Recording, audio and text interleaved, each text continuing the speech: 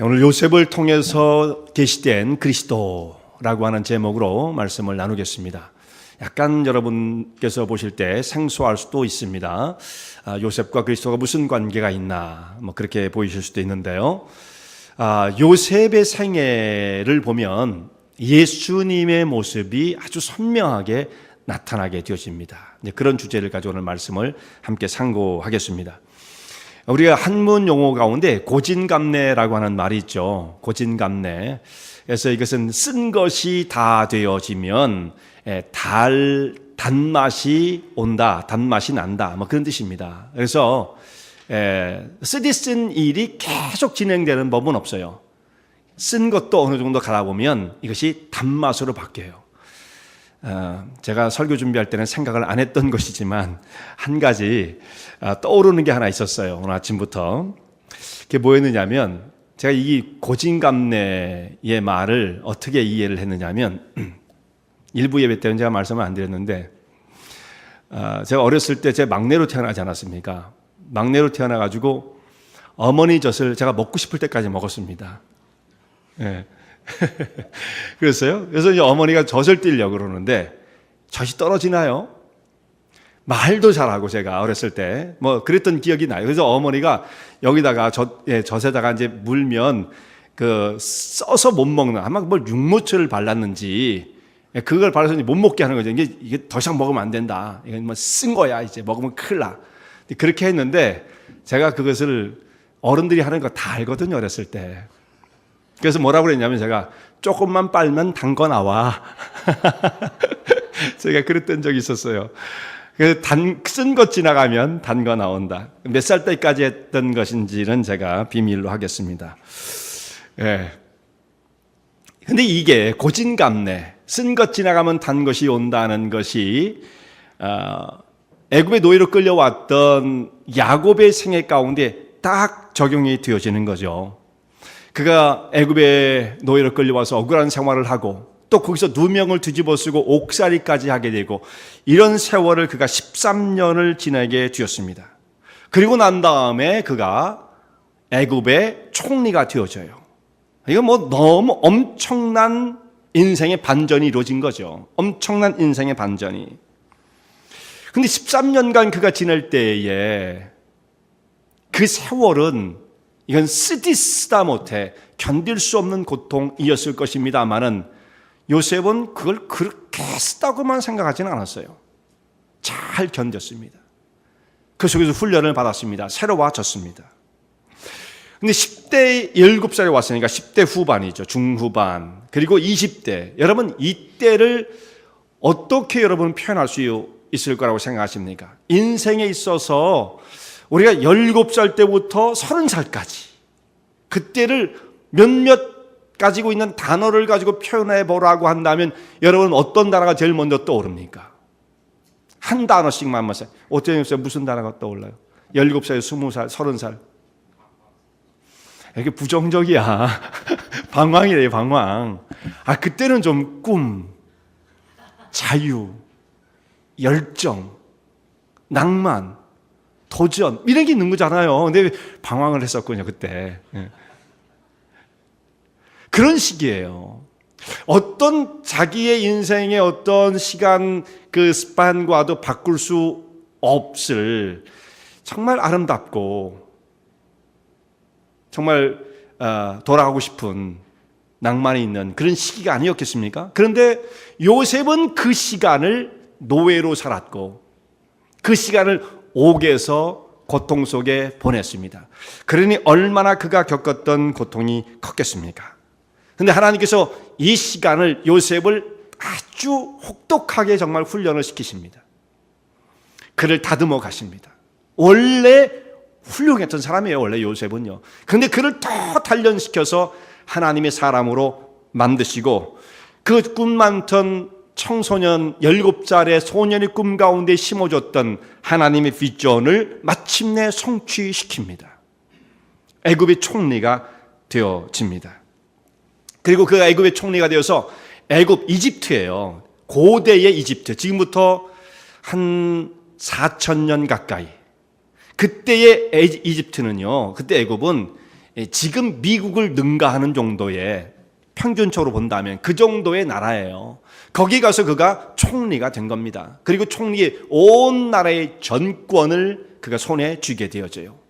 성경 말씀 창세기 41장에 있는 말씀 끝마무리 부분에 거기를 보면 어떻게 말씀이 되어 있느냐면, 거기 보면 요셉이 애굽을 순찰하니라 이런 말씀이 있어요. 뭐 돌아다녔다는 뜻이 아닙니다. 애굽 전체를 자기의 권력 가운데, 권한 가운데 두고 애굽 전체를 돌보고 있는 그런 말씀이 거기에 표현되어 있습니다. 욥기 23편 10절 성경 가운데 정말 한 10손가락에 드는 유명한 구절이죠. 나의 가는 길을 오직 그가 아시나니 그가 나를 단련하신 후에는 내가 정금같이 나오리라. 이 말씀이 딱 요셉에게 적용되어지는 말씀이라고 생각합니다. 연단의 과정을 거치고 나서 정금이 되어지는 거죠. 원래 요셉은 훌륭했던 사람이지만 하나님이 쓰시려고 그러시면 그냥 그 모습으로는 안 돼요. 더 강해져야 되죠. 더 폭이 넓어져야 되고요. 더 성숙해져야 합니다. 그러니까 하나님께서 그 심령 속에 있는 모든 약함들은 다 제해버리시고 그를 더 놀라운 하나님의 일꾼으로 세워 가시는 것입니다. 그가 이제 애굽의 총리가 되었습니다. 요셉이 다스리고 있는 애굽의 상황을 여러분 생각해 보세요. 바로에서 이제 바로가 나라를 다스리다가 그 모든 전권이 요셉에게로 갔어요. 물론 바로가 없어진 건 아니에요. 자기는 임금지위는 갖고 있지만 자기는 이제 나라를 다스리는 일은 하지 않아요. 난 자리만 있다. 네가 모든 것을 다 맡아서 해라 하고 왕권을 그야말로 그에게 주다시피 했던 것입니다. 애굽을 이제 요셉이 다스립니다. 왕이 바뀌고 실력자, 권력자가 바뀌게 되어지니까 나라가 바뀝니다. 이건 얼마든지 그럴 수 있는 거죠. 그 지도자가 누구냐, 나라의 어떤 지도자가 누구냐, 그 시대가 달라지죠. 여러분 우리가 뭐 너무나 잘 아는 거잖아요. 북한 같은 나라, 김씨 왕조 3대 왕조가 나라를 다스리고 있으니까 나라가 어떻게 됩니까? 세계 제일 못 사는 나라, 제일 인권이 유린되는 나라가 되고 마는 거죠. 정말 한심한 나라 되고 마는 것입니다. 누가 그 자리에 있느냐 굉장히 차이가 있죠. 그런 것처럼 한 사람이 또한 바뀌고 리더십을 나타내기 시작하면 나라가 바뀝니다. 요셉이 그 나라를 다스리니까 이 나라가 어떻게 되어집니까? 부강하고 번영이 넘치는 나라가 되었어요. 요셉의 지혜가 아니었다고 한다면 그는 이 애굽을 그런 상태로 만들어 놓을 수가 없었을 것입니다. 자, 애굽은 7년간의 엄청난 풍년이 들었어요. 그때는 물론 좋았겠죠. 리더십이 약하면 그 시간에 야 신난다 막 이렇게 놀다가 그냥 나중에는 그냥 그 다음에 닥쳐오게 된 7년의 대기근 동안에 아무것도 없어서 나라가 망할 수밖에 없는 거예요. 요셉은 치밀한 계획을 가지고 나를 어떻게 세워야 할 것인지를 잘 계획해서 이 나라를 부강한 대로 이끌어 갑니다. 지도자 한 사람이 나라를 바꾸는 거예요. 여러분 오늘 우리의 삶 속에 임금이 누구냐 이거 대단히 중요해요. 내 개인적인 임금, 여러분, 내가 내 자신을 다스리는 내 인생은 나의 것. 요즘은 그게 뭐 대세잖아요. 내 인생 한 번 사는 건 내가 원하는 대로 살 것이야. 그러다가 어떻게 됩니까? 임금이 내가 되면 나같이 부족하고 미련한 사람이 나를 다스리게 되어지면 거기는 소망이 없습니다. 내 인생을 누가 다스려줘야 돼요? 만왕의 왕이신 예수님께서 내 심령 속에 임금으로 좌정하셔서 내 자리에 바로가 그의 모든 정권을 요셉에게 이양했듯이 이 나라를 좀 다스려줘요. 앞으로 어떻게 될지 모르겠어요. 당신의 지혜로 이 나라를 좀 통치해 주세요. 그렇게 했던 것처럼 오늘 우리는 우리의 주권, 내가 나의 임금 되어지는 것이 아니라 이 모든 주권을 예수님께 맡기는 거예요. 예수님 제 마음 심령 속에 중심에 와주세요.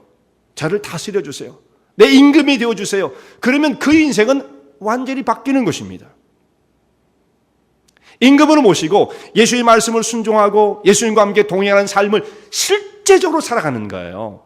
뭐 성도들이 믿음으로는 고백은 그렇게 하지만 이게 실제화되어 있지 않은 것이 문제잖아요. 실제적으로 그렇게 사는 거예요. 예수님 나의 임금이시다. 오늘도 나의 삶을 다스리신다. 나의 삶을 주님이 원하신 대로 이끄시면 나는 그분의 인도하심을 따라 순종한다. 그러면 그 인생은 풍요와 번영이 이루어져요. 애굽이 그랬죠. 평화와 능력이 넘치는 삶을 삽니다. 가정이 그래요. 한 가정을 이룬다는 거예요. 여러분, 이제 어떤 사회 단위의 가장 작은 단위가 가정이잖아요.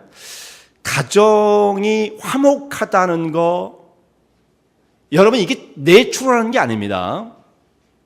아무 가정이든지 무조건 화목하게 돼 있어. 그렇지 않아요. 반대입니다, 오히려. 가정은 화목하기가 어려운 곳이에요, 어떻게 보면. 왜냐하면 다 생각하는 게 다릅니다. 남자와 여자가 이 같이 의견을 조율해서 산다는 거 기적 같은 일이에요. 기적 같은 일이에요. 안 되는 일들 많잖아요. 그리고 다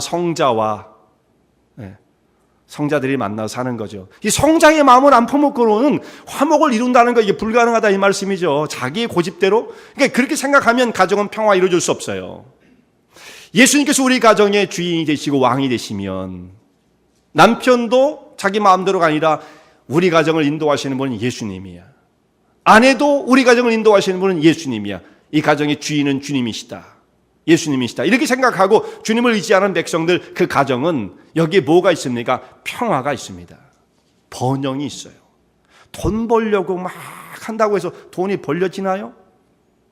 하나님께서 그 가정의 주인이 되시고 그의 삶을 간섭하시 이끄신다면 사실 필요한 것들도 하나님께서 번영을 허락해 주시는 것입니다. 이 땅에 사는 삶이 그런 거예요. 예수님이 우리의 가정의 주인이 되어주시느냐. 그보다 더 큰 단위는 어떤 단위입니까? 국가의 단위로 볼 수 있겠죠? 국가의 단위에서 예수님께서 그 나라의 임금으로서 통치하신다고 한다면, 그분의 통치하심 속에 전적으로 순종하고 그분을 따라간다고 한다면 그 나라가 얼마나 강해지겠습니까? 그런 모델이 있어요. 그런 모델이 어떤 모델입니까? 다윗이 다스리던 그 시대, 다윗은 물론 예수님은 아니었지만 메시아 상이거든요. 다윗이 다스리던 그 시대, 블레셋을 다 물리치고 주변에 있는 국가들을 다 물리치고 가장 강력한 나라를 이루었던 다윗의 왕국. 이게 하나님 나라의 한 모델이었다는 말씀이죠. 그의 아들이 다스리고 있던 솔로몬 시대의 이스라엘, 하나님 나라의 모형을 보여주는 한 모습이었다는 말씀이에요. 그러니까 나라를 누가 다스리느냐? 그 임금이 예수님이다, 하나님이시다 하면 나라가 달라지는 것입니다. 부강해지는 거예요. 최고의 상태를 나타낼 수가 있습니다. 오늘 우리의 주인은 누가 되시는가?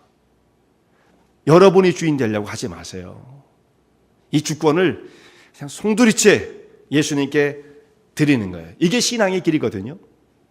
그게 믿음의 길이에요.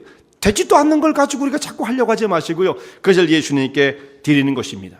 자, 바로를 여러분 한번 생각해 보세요. 바로, 애굽의 바로는 하나님을 그렇게 잘하는 사람은 아니잖아요. 이방인이란 말이에요. 애굽 사람입니다. 이 사람이 얼마나 하나님을 알아요? 뭘 알았겠습니까? 많은 요셉에게 뭐라고 말해요? 여호와의 신에 감동되어진 사람을 만났다. 요셉을 알아봐요. 그리고 앞으로 있게 될 7년의 풍년은 너무나 행복한 것이겠지만 닥쳐올 흉년에 대한 것을 대비할 수 없으므로 자기는 이건 내가 못하겠다, 당신이 하시오라고 요셉에게 모든 정권을 다 넘겨줬습니다. 그럼 뭐를 말합니까? 이 이방인이었던 바로가 적어도 사람 보는 안목은 있었어요. 사람 보는 안목. 요셉에게 맡겨야 돼. 요셉에게 다 정권을 이양해. 나는 뭐 임금으로 날 내쫓지는 않겠지. 요셉이 뭐 그럴 사람은 아니죠. 나라를 잘 다스리면서 바로를 인정해 줬던 거예요. 그래서 그 나라가 그 어려운 7년의 흉년도 다 이겨내고 주변에 있는 나라들을 생명 가운데 이끌 수 있는 역사가 나타나게 되었던 것입니다. 자, 바로도 그렇게 했는데, 여기 우리 하나님을 믿는 하나님 백성이잖아요. 우리 신앙을 고백하잖아요. 하나님 믿는다고 하면서도 불구하고 우리가 이 바로의 안목만큼도 우리가 미치지 못한다고 한다면 너무나 답답한 거죠. 여러분, 정말 바로가 자기의 모든 정권, 인장만지를 빼어서 요셉에게 주었듯이 여러분이 모든 전권을 예수님께 위탁하십니까? 내 삶을 다스려 주세요. 오늘부터 주님이 나의 모든 삶의 왕이 되십니다. 여러분, 그렇게 하십니까? 그렇게 하지 않는 가운데서 일어나는 일들, 오늘 뭐 일 되는 게 없어요, 풀리질 않아요, 고통스러워요, 왜 이렇게 삶에 환난이 많아요? 그게 인상받지를 못 뺐기 때문이에요. 예수님께 그것을 전권을 드리는 거예요. 예수님이 다스리는 그 나라, 이게 번영과 평화가 있다는 말씀이죠. 애굽에 이제 요셉이 임금처럼 그 실력 행사를 하고 있는 중에 있었는데, 그야말로 애굽에 그 양식이 있다는 소식이 온 세상에 퍼지게 되어집니다. 그 주변에 있는 나라들은 다 양식이 다 떨어졌어요. 흉년이 대기근이 들기 시작했어요. 양식이 없어요. 어디에 가야 양식을 구할 수 있느냐? 애굽에만 양식이 있대더라. 이런 소식이 주변에 퍼져가게 되어집니다. 애굽에 양식이 있다는 이 말은 정말 복음과 같은 거죠. 양식을 못 구하면 죽는 거니까 그 주변에 있는 나라들은 애굽에 양식이 있대, 이 소식을 들은 사람들은 마치 복음처럼 들렸을 거예요. 그 소식은 널리 전파되어야 하는 거죠. 양식을 구하러 다 애굽으로 달려옵니다. 애굽으로 온 사람들은 어떻게 되냐면 반드시 요셉을 만나야 돼요. 바로가 뭐라고 그러냐면, 바로가 애굽에 있는 모든 백성에게 너희가 양식이 떨어져서 어떻게 합니까? 바로에게 막 아우성을 치니까 요셉에게 가라, 요셉에게. 그리고 요셉이 이르는 모든 말을 다 들으라, 이렇게 얘기를 해요.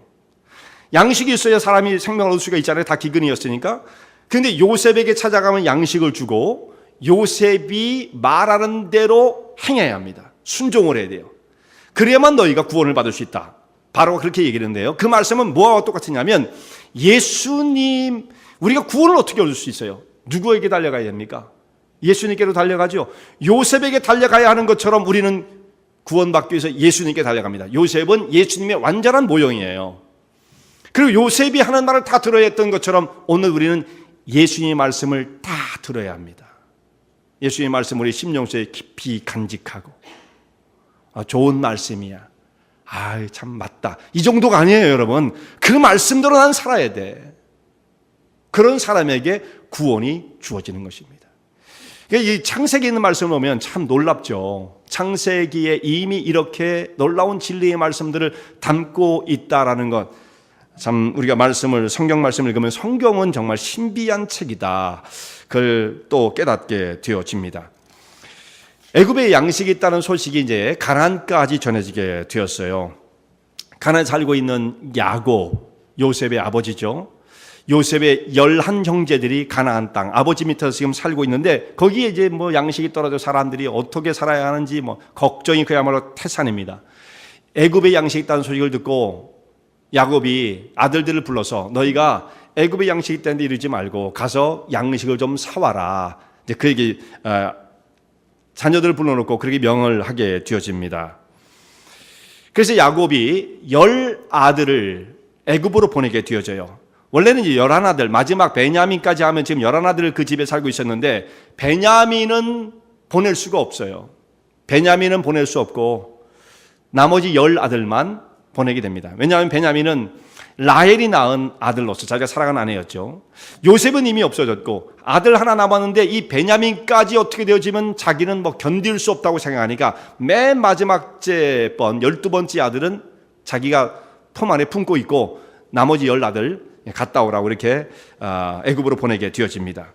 가나안에 생활하던 야곱의 아들들이 애굽에 이제 도착을 하게 되어져요. 애굽에 가면 누구에 가서 양식을 얻는다고 그랬습니까? 요셉에 가야죠. 요셉에게. 요셉을 다 만나야 됩니다.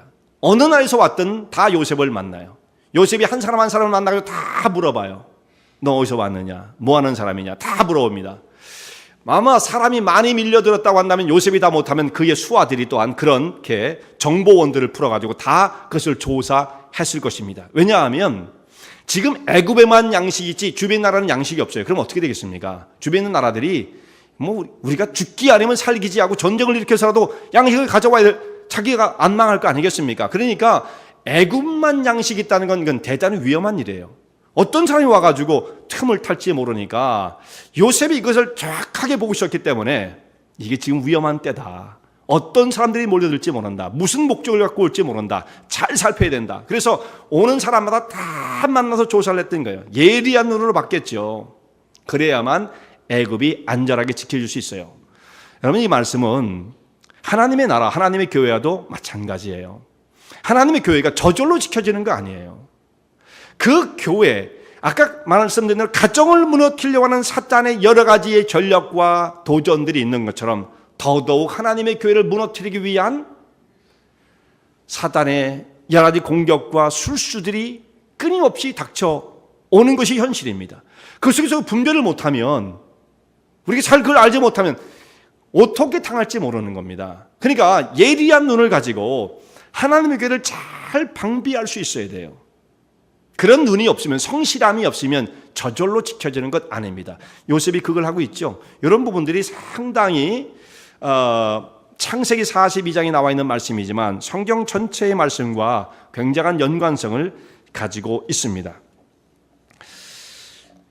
근데 요셉이 총리로 있으면서 오는 사람들을 다 만나는데 이제 형제들을 만나게 되어지죠.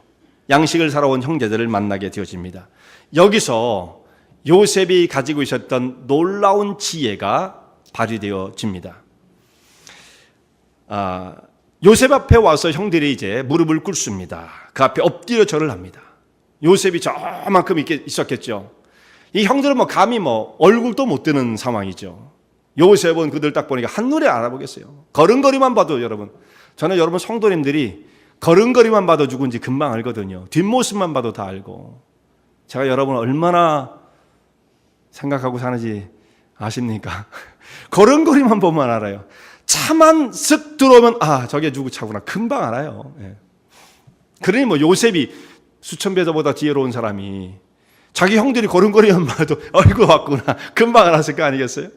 그 앞에 와가지고 절을 하고 엎드려 있는 그 모습을 봅니다. 너희가 어디서 왔느냐? 예, 저희는 가나안 땅에서 곡물을 사려고 왔습니다. 참 자기 앞에 엎드려 절을 하고 있는 형들을 바라볼 때 요셉의 마음이 어떠했겠습니까? 가장 먼저 뭐가 떠올랐을까요? 자기가 어렸을 때 꾸었던 꿈이 생각났을 거예요. 곡식단이 있었는데 내 단은 일어나고 그 나머지 단들은 내 주변을 둘러서서 내게 엎드려 절하더이다. 그 말씀이 문자적으로 명확하게 이루어지는 그 순간이었던 거죠. 그 말씀이 생각났을 거예요. 야, 말씀대로 되는구나. 요셉은 아무런 내색도 하지 않고 형들에게 말을 합니다. 어디서 왔다고? 너희들 가만히 보니까 모습이 영심상치 않아. 너희들은 정탐이야. 이날을 엿보기 위해서 왔지. 스파이들이다 라고 그들에게 막 몰아붙입니다. 이렇게 하는 것은 뭐예요? 요셉이 그들이 스파이가 아니라는 거 알잖아요. 근데 스파이잖아 이렇게 말하는 거 어떤 분들은 또 여기 요셉이 거짓말했네요.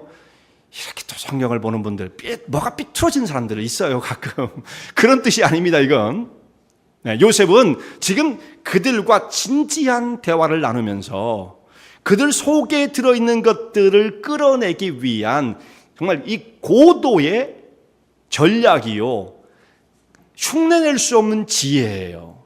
그래서 말씀드린 것은 구원을 향한 그의 지혜입니다. 이게 요셉이 아니면 감당이 안 되는 일이에요. 너희는 스파이지. 그러면서 그들에게 계속 충해서 묻고 또 물어서 자기 속에 있는 것들을 다 밖으로 꺼집어내게 하기 위한 요셉의 계획이었다는 말씀이죠. 여기서 요셉이 처음에 딱 보자마자 형들이에요. 다른 생각하지 않고 저 사람들 배고파서 왔구나. 내가 원수를 만났다. 저놈들을 살려줄까 말할까 고민하다가 그래도 하나님께서 용서하라고 그랬으니까 이 사실 용서의 개념은 좀 다릅니다만 하나님께서 벌은 하나님이 내리시는 거니까 나는 그냥 꾹 참고 그들이 필요한 대로 양식을 주어서 보내자 하고 요셉이 그들에게 양식을 주어서 보냈다고 치자고요. 그러면 요셉은 어떤 사람이 됩니까? 굉장히 훌륭한 사람입니다. 이런 선한 사람이 어디 있겠어요? 원수를 외나무다리에서 만났고 외나무다리도 아니고 자기는 왕권과 같은 그 자리에 앉아있는 사람, 통치자로 앉아있고 그들을 살리고 죽이는 걸 자기 마음대로 할 수 있는 사람이에요. 그 앞에 와서 무릎을 꿇는 형제들을 볼 때 저들을 혼내줘야 할 것인가, 이걸 참고 양식을 주어서 보냈다? 얼마나 착한 사람입니까? 그런데 이건요 참 대단하다 하지만 이게 위대한 일은 아니에요. 요셉은 대단한 정도를 넘어선 위대한 인물이에요. 왜 그러냐? 예수님의 모습이거든요. 그럼 요셉이 대단하다, 제가 그렇게 말씀드리는 게 아니에요. 요셉이 물론 대단한데 진짜로는 이 모습 속에 예수님이 계속 나타나고 있는 거예요. 여러분 요셉만 보지 마시고 그 모습을 통해 나타나고 계신 예수님을 보실 수 있길 바랍니다. 예수님이 정말 위대한 분이죠. 대단한 게 아니에요. 예수님께서는 요셉을 통해서 어떤 지금 생각을 갖고 계십니까? 그들을 좀 선을 베풀어서 돌려보내라 정도가 아니라 이들을 변화시켜 회개에 이르는, 영혼이 바뀌고 심령이 새로워지는 그 단계까지 그들을 이끌어 가기 위해서 이들이 계속해서 추궁을 하는 거예요. 너희가 정탐이 아니면 무엇이란 말이냐? 우리는 정말 공부를 살아온 사람들입니다. 한 사람의 아들로서 야곱을 얘기하는 거죠. 저희는 독실한 자입니다. 이렇게 얘기를 해요. 자기들 독실하다고 얘기를 했습니다. 저희는 절대로 정탐이 아닙니다. 요셉이 형들이 말하는 이 독실이라는 말이 뭐냐면 어니스트하다는 말이거든요. 어니스트하다. 우리는 정직한 사람들입니다. 이렇게 얘기할 때 요셉이 그 속으로 어떤 생각이 들었을까요? 정말 실소를 금할 수 없었겠죠. 자기 스스로 우리는 정직한 사람이에요. 그렇게 말을 합니다. 이 형들이 정직한 사람이에요? 자기 속에 있는 것들을 하나님 앞에 하나씩 끄집어 내놓는 것, 이거를 하게 되어지면 결국 이게 뭐가 돼요? 회개가 되어지는 거죠. 회개. 사람이 하나님 앞에 얼만큼 회개하느냐에 따라서 인간의 영혼이 얼마만큼 변할 수 있느냐, 그것을 가늠할 수가 있어요.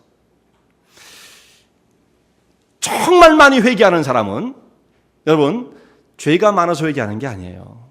물론 자기가 생각할 땐 죄가 많아요. 다른 사람보다 죄가 많아서가 아니에요. 죄가 많다고 생각해서 회개하는 그 사람은 하나님 앞에 더 의롭게 되어지는 것입니다. 더 새로워지는 것입니다. 요셉이 그렇게 하기 위해서 이들 속에 있는 것들을 지금 끄집어내고 있는 것이죠. 그래서 계속해서 코너로 몰고 가는 것입니다. 요셉이 이들이 독실하다고 말하는 것을 인정하지 않습니다. 아니야, 너희들은 독실하지 않아. 너희는 분명히 정탐이다. 이렇게 말을 하니까 자기들의 결백을 주장하기 위해서 또 말을 합니다. 우리는요, 원래 한 아버지 밑에서 12이 있었는데 지금 하나는 마지막 우리가 10명이 온 것은 막 얘기를 하는 거예요. 우리 집의 막내가 아버지께서 그 아들을 보낼 수 없어서 막내는 데리고 있고 또 하나가 있었는데 그 아이는 없어졌습니다. 이렇게 얘기를 해요. 여러분 이거 정직한 거야? 정직한 거 아니에요? 없어졌어요? 정직하게 말하면 어떻게 해야 돼요? 우리가 없앨걸랑요? 이렇게 얘기해야 되잖아요. 한 아들이 있었는데 그 아이는 우리가 없었어요. 이렇게 얘기가 정직한 거죠. 이게 비슷하게 가고 있는 거예요. 자기들의 속사정, 좀 내놓고 싶지 않은 것들은 감추고 조금씩 자기 것들이 드러나고 있는 것입니다. 이렇게 함으로써 하나님 앞에 서 있는 자들을 조금씩 이끌어서 마침내 진리 가운데로 이끌어 가시는 것이 하나님의 지혜예요.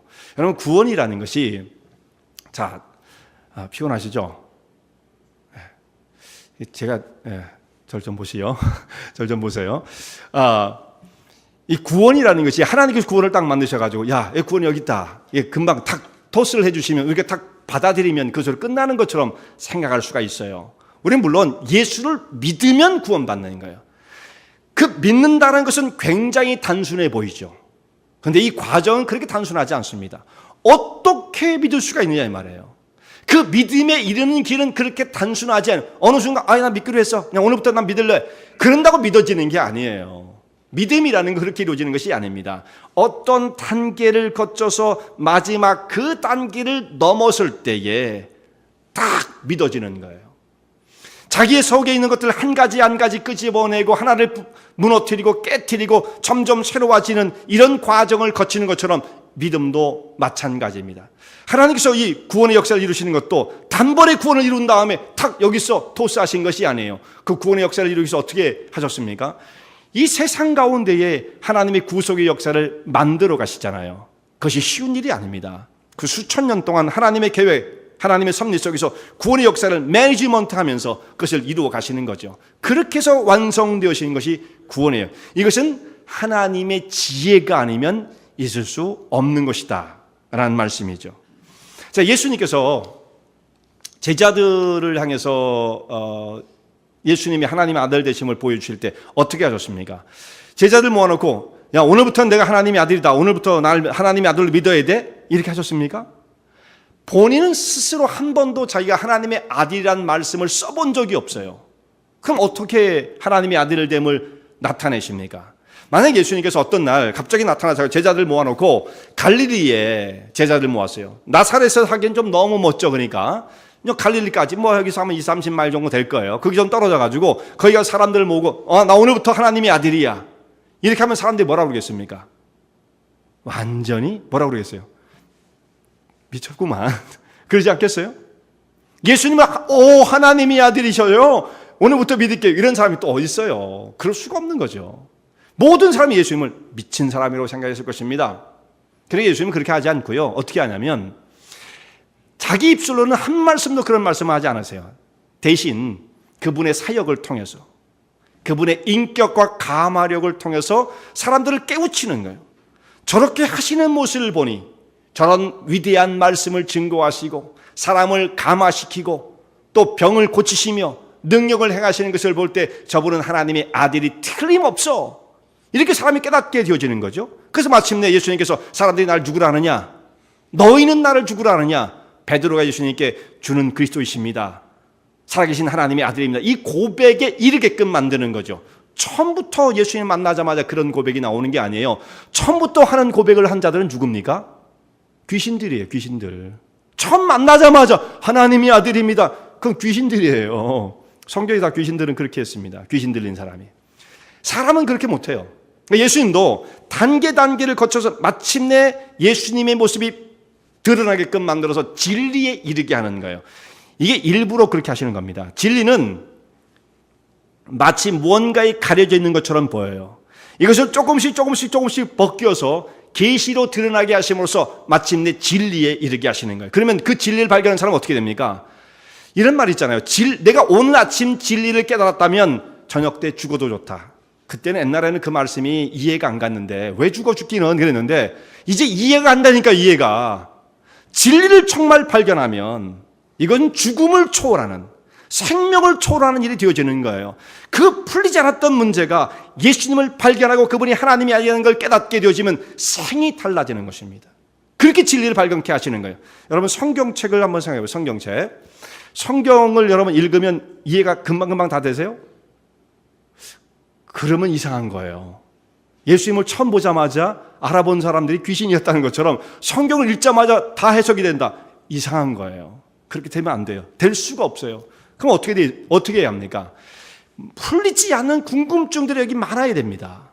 모르겠는 것이 너무나 많은 거예요. 그런데 하나씩 깨달아가는 과정을 통해서 마침내 뭔가가 벗겨지듯이 가리웠던 것이 딱 열려지듯이 실체를 보게 되어지면 진리를 발견한 자가 되어지는 거죠.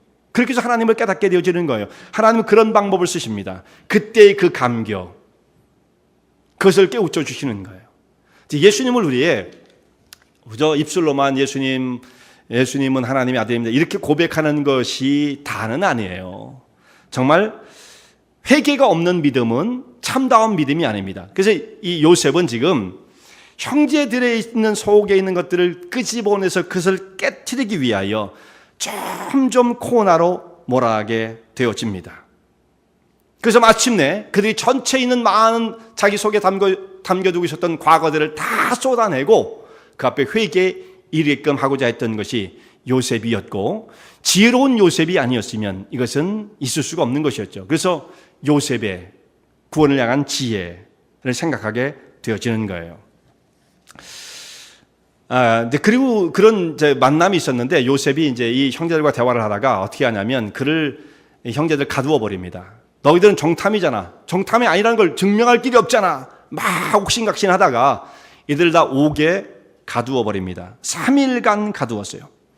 요셉은 13년 동안 애굽에서 노예로 또 나머지 세월은 감옥 생활을 하게 되었죠. 이들은 고작 3일입니다. 3일. 옥에 딱 갇혔는데 이 3일 동안 갇힌 사람들이 무슨 생각을 했겠습니까? 야, 우리 애굽에 와가지고 이게 무슨 꼴이냐? 무슨 우리가 죄를 졌다고 여기 들어와야 될 것이며 이거 억울하다. 3일인데 얼마나 그 땅을 쳤겠어요. 억울하다. 저 사람 왜 사람을 볼 줄 모르냐? 한타 건져줄 사람도 없고 이방 땅에 와서 어떡하란 말이냐? 말도 안 통하는 사람이다. 정말 미칠 지경이었겠죠. 이 열 형제들이 옥에 갇혀가지고 3일 동안에 무슨 생각을 했겠어요. 3일 만에 이제 그들을 딱 불러냈어요. 요셉에 비하면 아무것도 아니었죠. 근데 이들은 아마 3일이 3년처럼 느껴졌을지도 모릅니다. 그들을 불러내서 요셉이 이렇게 말을 해요. 나는 하나님을 경외하는 사람이다. 너희가 오래도록 여기 갇혀 있으면, 너희 갇혀 있어서 싼 자들이죠. 물론 뭐 정탐이고 뭐 거짓말장이 노래니까. 그러나 너희가 돌아가지 않으면 가나안 땅에 있는 나머지 형제들이 줄여 죽을 수 있으니까 너희가 그러면 한 사람만 여기에 옥에 갇히고 대표로, 나머지는 양식을 가지고 가서 줄인 너희의 가족들을 먹여 살려라. 그들을 구원해라. 그리고 사람을 보내라. 그리고 너희가 다시 올 때, 뭐 양식이 얼마 있으면 떨어지니까 다시 올 때에는 너희 말이 진실이라는 것을 증명하기 위해서 너희들이 말한 대로 마지막 동생인 베냐민을 반드시 데리고 와라. 그렇지 않으면 나를 보지 못할 것이요 너희는 죽게 될 것이다. 너희를 살려놓지 않을 것이다. 왜냐하면 너희들은 거짓말이니까. 그렇게 요셉이 이들에게 제안을 합니다. 그때 사람들이 이제 할 수 없죠. 받아들일 수밖에 없어요. 한 사람은 옥에 갇히고 나머지는 양식을 가지고 가게 되어지는데, 이 과정에서 요셉의 이 말을 형제들이 들을 때 서로 상의를 하게 되어집니다. 그러면서 이제 생각나는 게 뭐냐면 과거의 요셉이 생각나는 거예요. 우리 형제들이 말이야, 그 요셉을 그렇게 미워해서 구덩이에 던지고 그를 죽이려 하였을 때에, 그리고 노예로 팔아버렸던 그 기억들이 나는 거죠. 그리고 그동안 이들은 아무런 일도 없었다는 듯이 20년의 세월입니다. 13년간 세월이 지나갔죠. 그 다음에 총리가 되었어요. 그리고 7년의 풍년이 지나갔죠. 그러니까 20년이에요. 그리고 기근이 한 1, 2년쯤 갔다면 20년이 조금 넘는 세월이죠. 그 기간 동안 이들은 자기들이 요셉에게 어떻게 했는지 뭐 했는지 생각도 하지 않고, 사람을 노예로 팔아버리고 죽이려고 했던 사람, 그리고 아버지를 철저하게 속였던 그 모든 것들을 다 새까맣게 잊고 그냥 편안하게 태평하게 살았던 자들이에요. 그런데 자기들이 3일 동안 갇혀있는 이 과정을 통해서, 그리고 베냐민을 데리고 오라고 하는 이 사람의 엄한 추궁을 받으면서 자기들이 죄가 이제 생각나기 시작합니다. 우리가 그때 그 어린 동생을 구덩이에 던지고 살려달라고 애원하는 그 고통스러운 마음을 우리가 돌아보지 않았던 죄를 우리가 지금 담당하고 있다, 이런 말을 해요, 이 형제들이. 그때 우리가 그의 부르짖음을 듣지 않고 그의 마음을 그렇게 알아주지 않고 마구잡이로 팔아버렸던 그 죄를 지금 우리가 보응을 당하는도다. 여러분, 형제들이 요셉을 보자마자 옷을 찢어버리고 웅덩이에 던졌을 때 요셉이 얼마나 고통스러웠겠어요. 그 형들한테 얼마나 살려달라고 애원을 했겠습니까? 형님들 살려달라고. 잘못한 것도 없는데 그러겠죠. 그냥 잘못했어요. 앞으로는 잘할게요. 그냥 그러잖아요. 참 요셉을 보면 참 안타까운 사람이에요. 안타까운 사람. 그런데 형들은 무자비하게 그를 건져내서 노예로 은 20을 받고 팔아버렸습니다.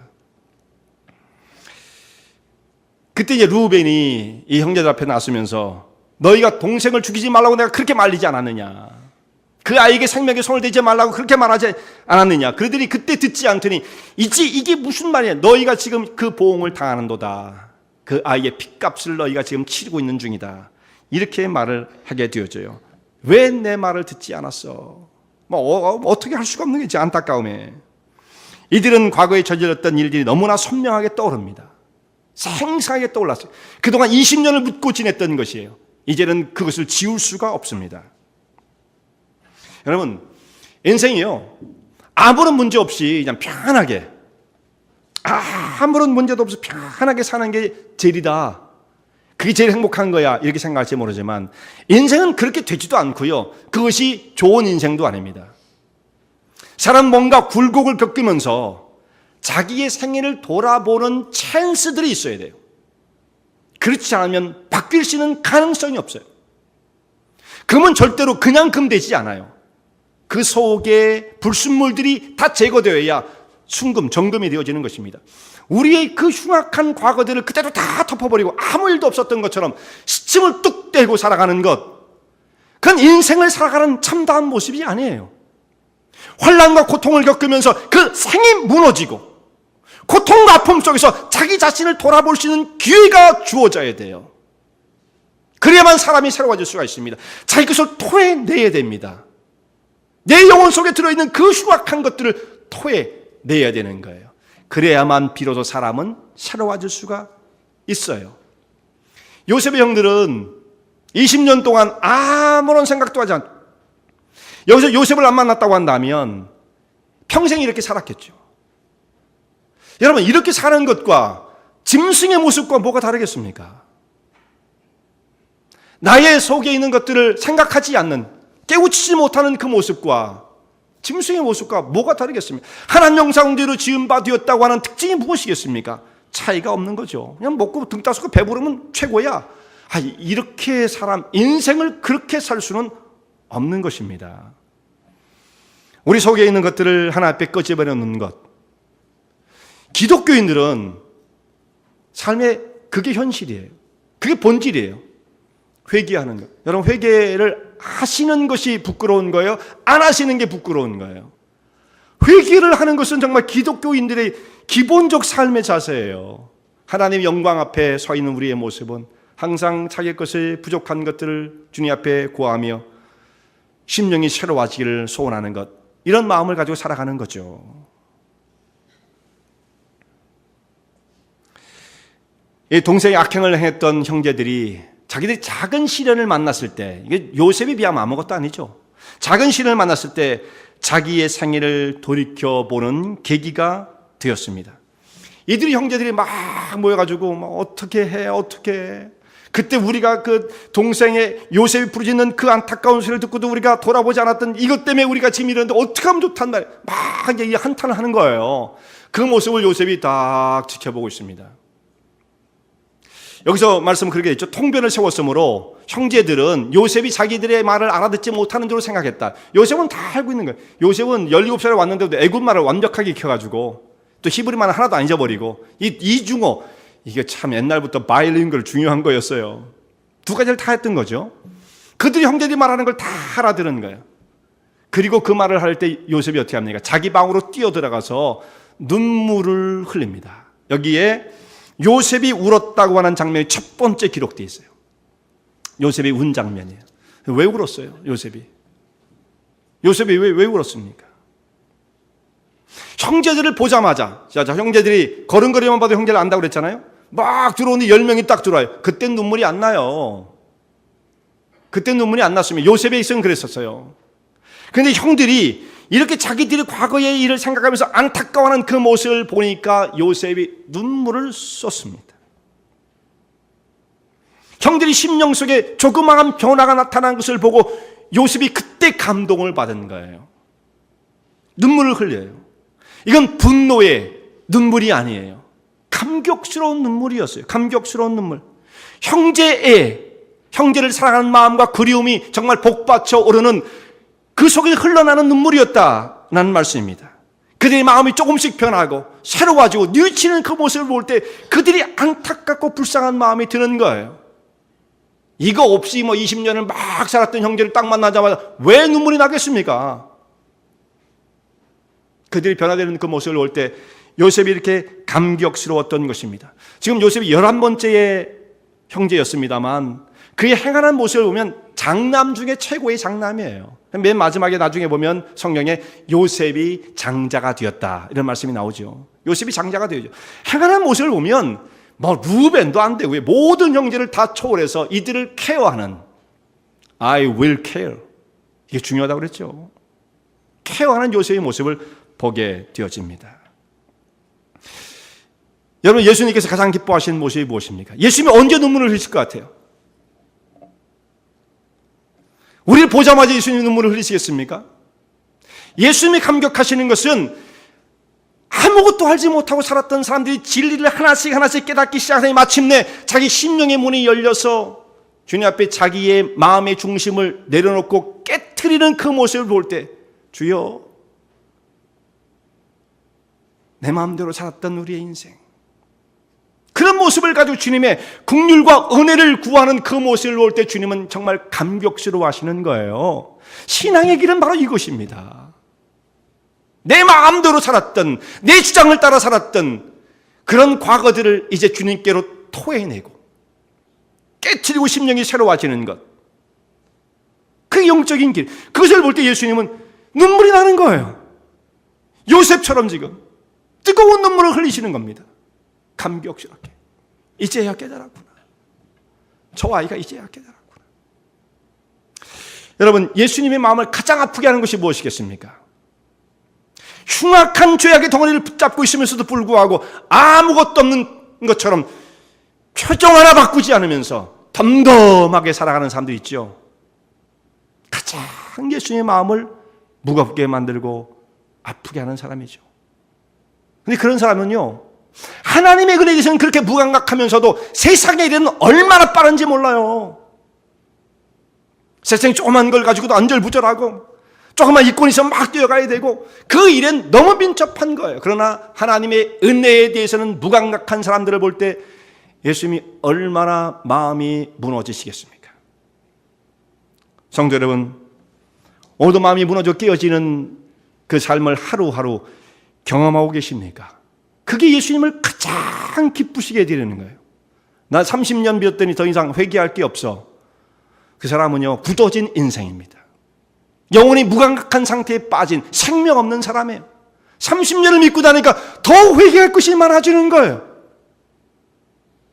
그렇게 깨트리고 자기 하나님께로 돌아오는 이 영혼을 볼 때 주님은 가장 기뻐하십니다. 오늘도 주님께서는 우리를 기다리세요. 아직도 깨우치지 못한 사람들을 심령의 눈이 열려서 하나님이 예비하신 그 풍성한 은혜의 세계를 발견케 하시려고 기다리시며 그들을 인도하십니다. 하나님의 마음을 느끼실 수 있기를 바랍니다. 심령의 문이 열려서 얼마나 우리를 오래도록 기다리셨는가, 얼마나 넘치는 사랑과 긍휼로 우리의 삶을 간섭하셨는가, 그 하나님의 은혜 앞에 무릎을 꿇으시는 죄종들 되시기 바랍니다.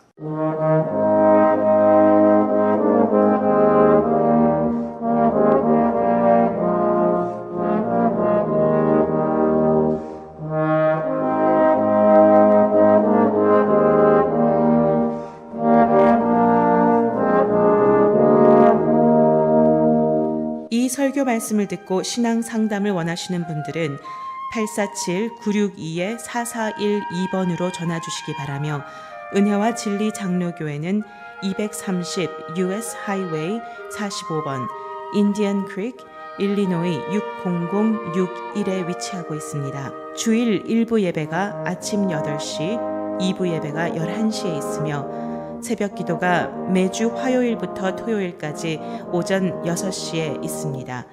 그리고 금요 성경 공부가 저녁 8시에 있습니다. 하나님의 은혜와 은총이 항상 여러분과 함께 하시길 바랍니다.